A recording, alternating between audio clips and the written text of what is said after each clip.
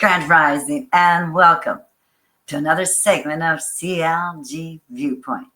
I'm Cindy Lorraine Grais, and it is Tuesday, March the 11th, 2025. Today's segment will be starting with an encouraging story, why I went plant-based.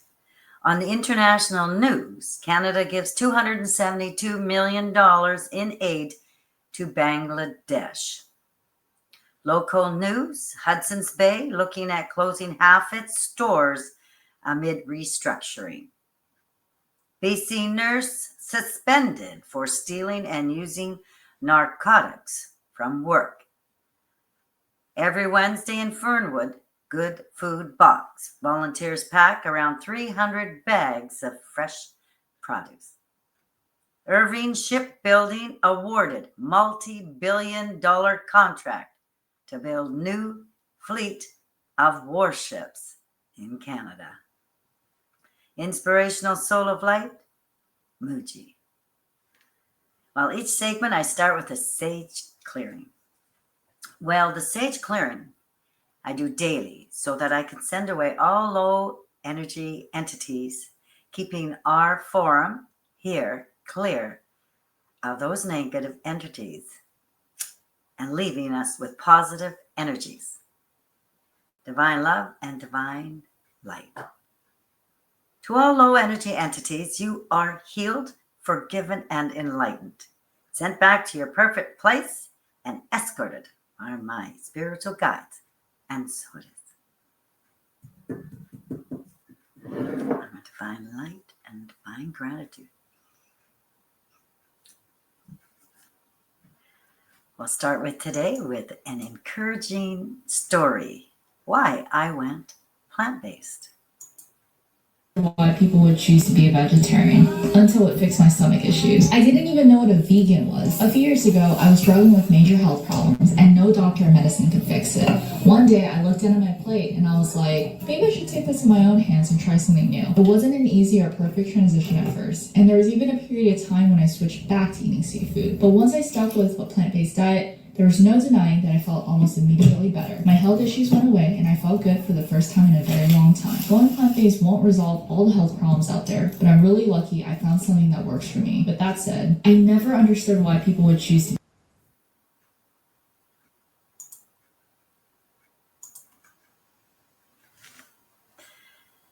Plant-based diet.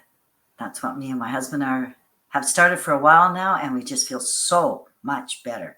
So much better. Now on to international.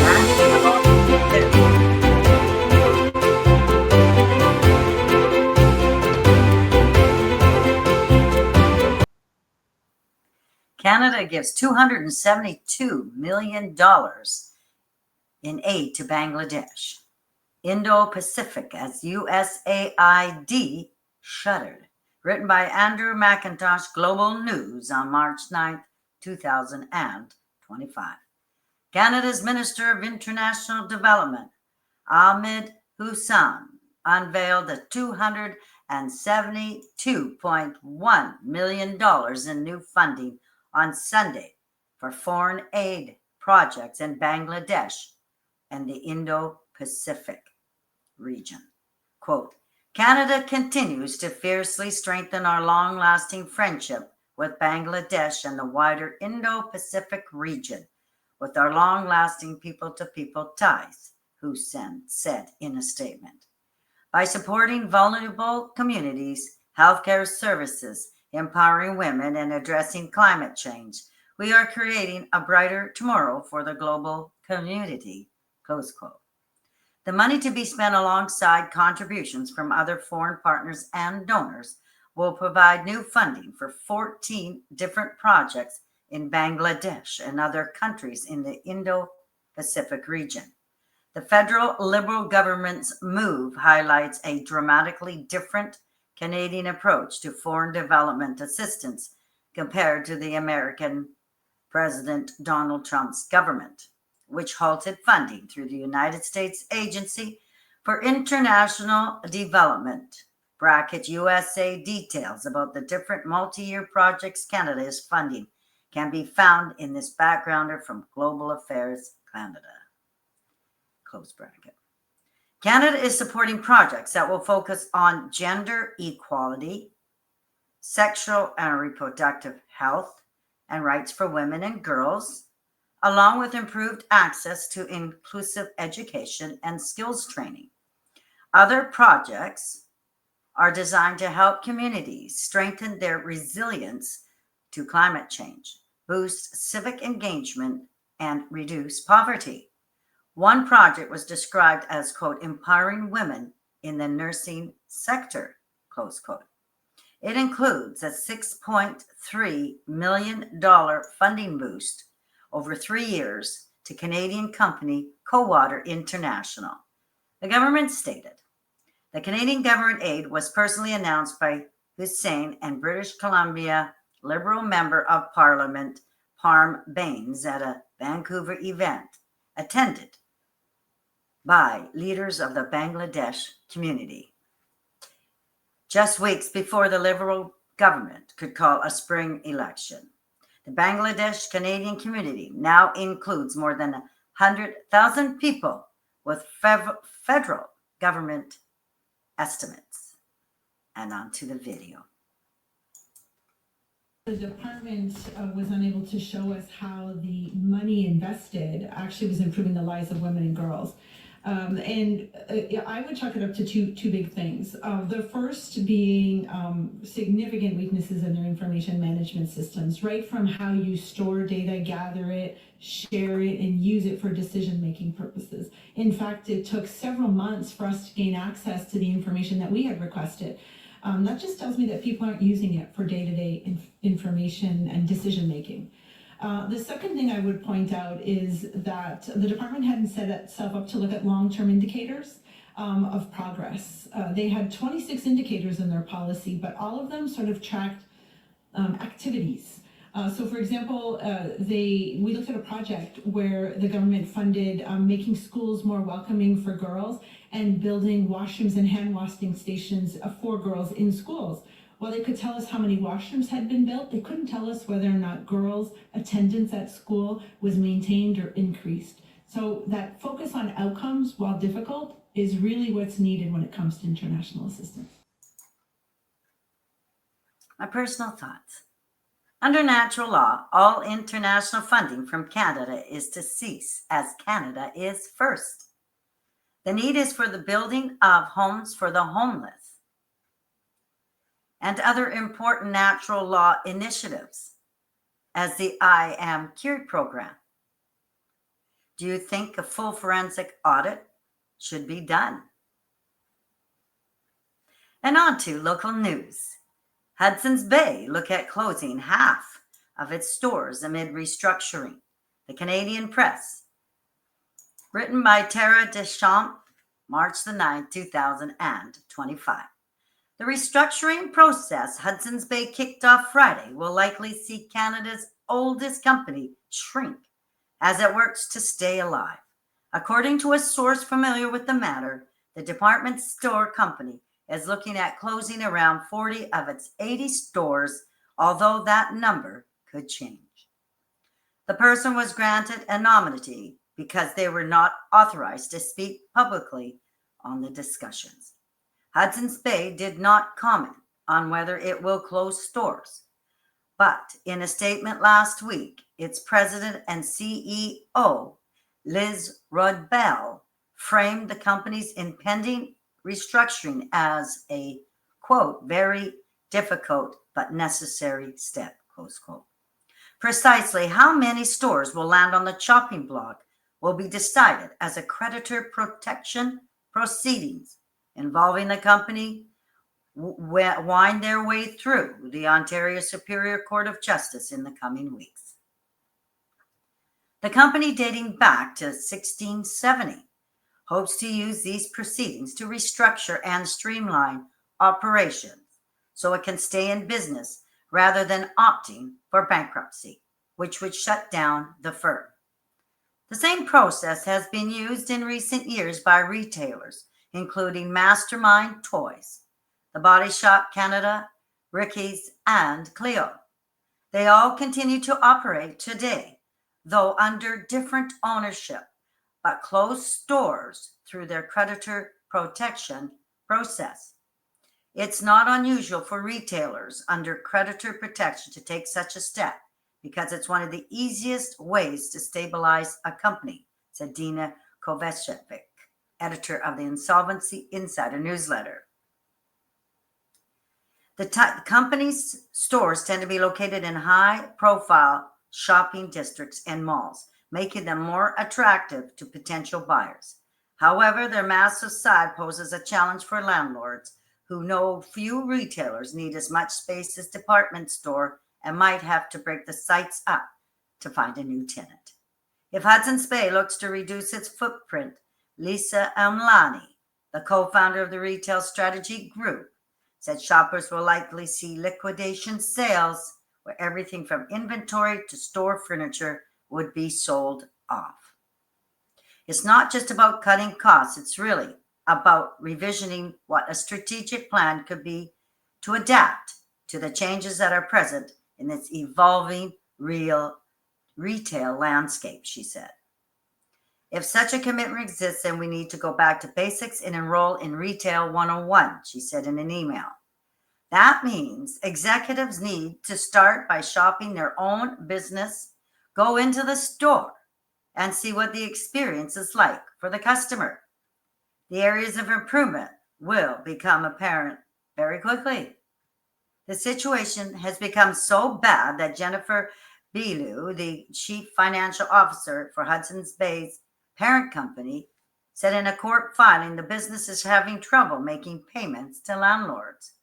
Service providers and vendors has had to defer certain payments for many months.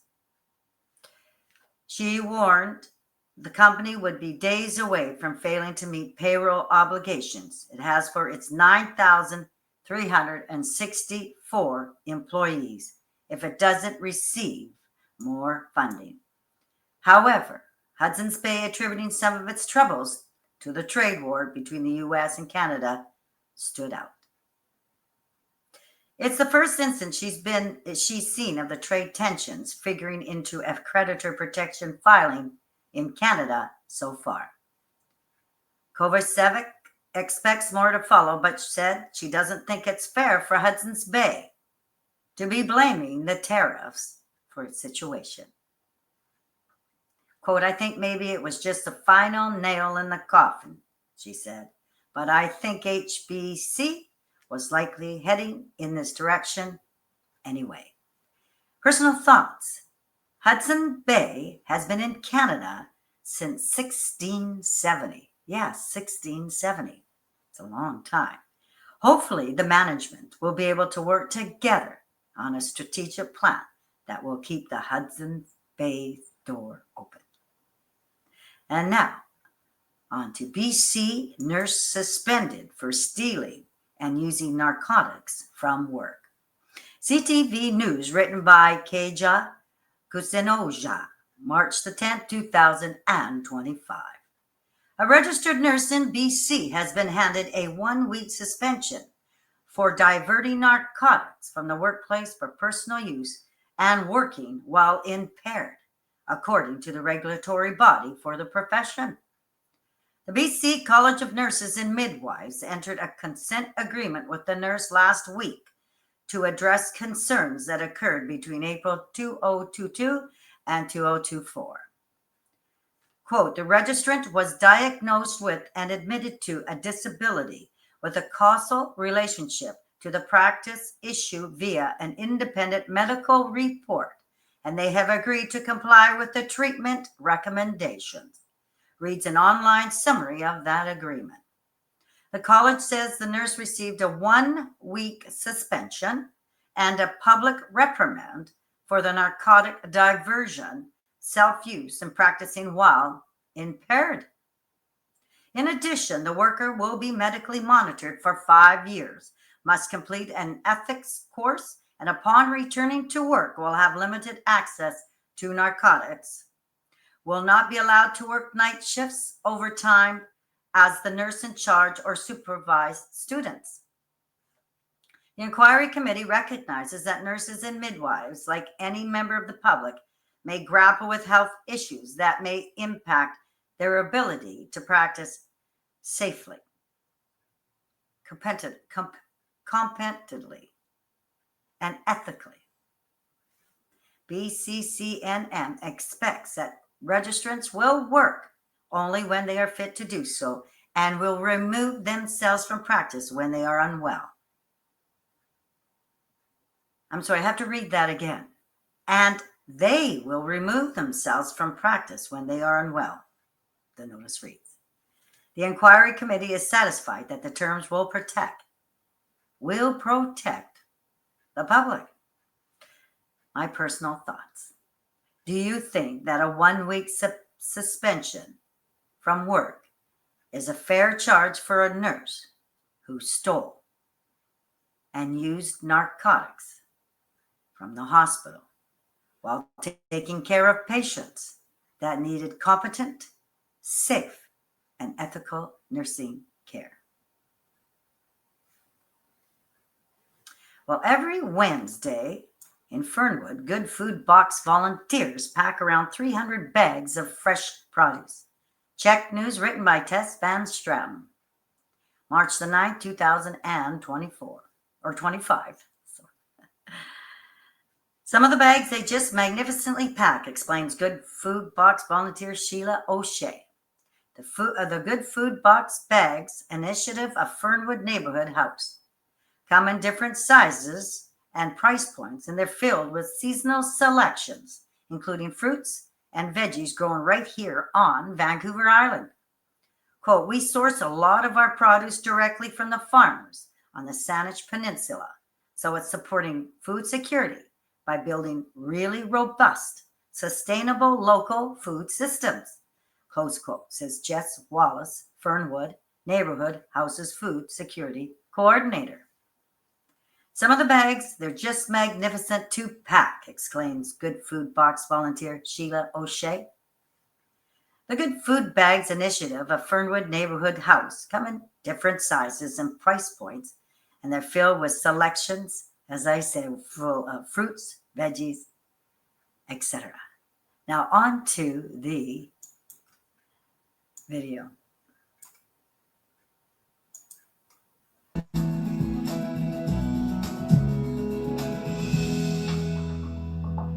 Well, with the threatening tariffs pushing people to look for Canadian products, there's now an easier way to make sure your produce is from BC. The Good Food Box has launched a new BC box, and as Tess shows us in this week's Vital People, the fresh produce boxes help fund community programs. Every Wednesday in Fernwood, Good Food Box volunteers pack around 300 bags of fresh produce. Some of the bags are they're magnificent to pack.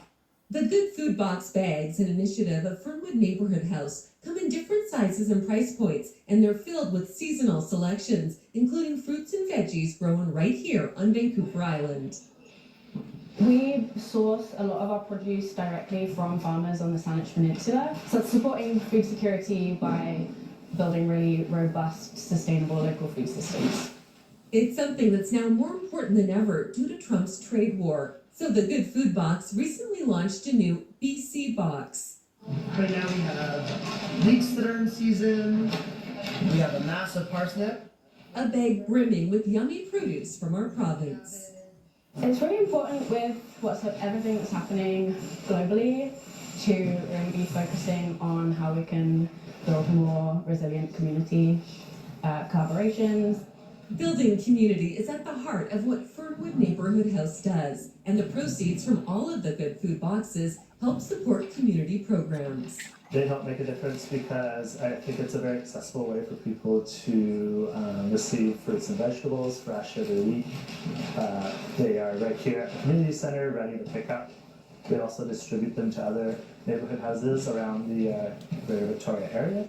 For the volunteers, community building also happens at the packing table, where new friendships are formed. It's super fun. You get to hear about students and what they're doing. You get to hear about all the people you work with. I love the energy. I love that it's multi-age. That has been a big appeal. I'm not sitting in the house, when the kids are going to, my grandchildren are going to school, the parents going to work, then I need to get something doing. Vincent lives in Nigeria, but he looks forward to volunteering here every time he comes to visit his daughter. It's a good thing, and I really appreciate it. And it's a thing I would like to sell back home if my people back in my community would like to do it like this. Volunteers also get to share in the bounty with lunch and a bag to take home, so it's not surprising there's a waiting list. But the Fernwood Neighborhood House team is hoping to grow the program. What's really going to make this program sustainable is if people in our neighbourhood and beyond, part of Greater Victoria, purchase a good food box. Good food that does good in the community. My personal thoughts. Do you think that the Good Food Box program could be the initial stages for a national free grocery program for people of need under natural law? Check out the natural law. And so it is. Irving Shipyard awarded multi-billion-dollar contract to build new fleet of warships, written by Stephanie Tizikos, March the 8th, 2025. Halifax-based Irving Shipbuilding, Inc. has been awarded a contract to build a new fleet of warships.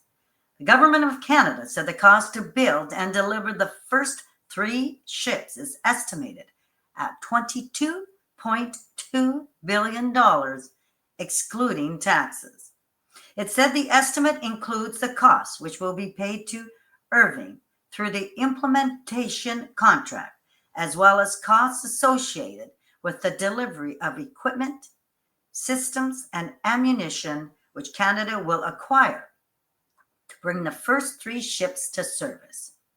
Quote, by investing in our own industry, Canadian workers are helping to build the fleet of the future, equipping the Navy and our members in uniform, modern, and versatile ships they need for Canada's important contributions to peace and security at home and abroad, close quote, said National Defense Minister Bill Blair.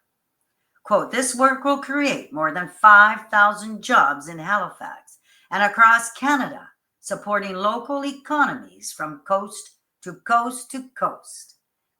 The River-class destroyers, RCD, are being built through Canada's new defense policy, our North, Strong, and Free, ONSAF. The government said the warships will provide decisive combat power for operations at sea, as well as supporting missions conducted as part of counter-piracy, counter-terrorism, intelligence and surveillance, interdiction and embargo, humanitarian assistance, research and rescue, and enforcement of law for sovereignty. According to the government, the Department of National Defense, DND, is building a land-based testing facility on a portion of DND-owned land of Halifax to help bring the ships into service and support them throughout their life cycle. Construction is expected to begin this summer, with expected completion in 2027. Quote, this generational investment in our future fleet will create good jobs at the shipyard and launch a new wave of opportunities in the maritime defense sector, growing our economy, close quote, said Veterans Affairs Minister. Quote, every shipbuilder and worker on this project will take pride in knowing their craftsmanship directly supports the brave men and women of the Royal Canadian Navy as they serve at home and abroad. The first 3 ships will be named His Majesty's Canadian Ships Fraser, St. Laurent, and Mackenzie. The initial construction contract is for a period of 6 years, with an extension to follow as the ships are completed. Today is a major milestone for Irving Shipyard and for Canada. This contract validates more than a decade of hard work by industry and government and provides stability for the hardworking men and women who design, build, and maintain Canada's surface fleet, said Irving Shipyard Inc. President Dirk Lesko.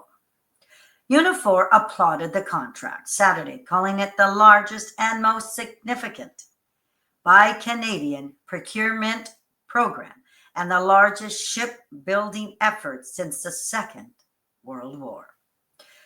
There is perhaps no moment more significant than the one we're in right now to prove the value and importance of domestic procurement, said Unifor National President Lana Payne. On to the video.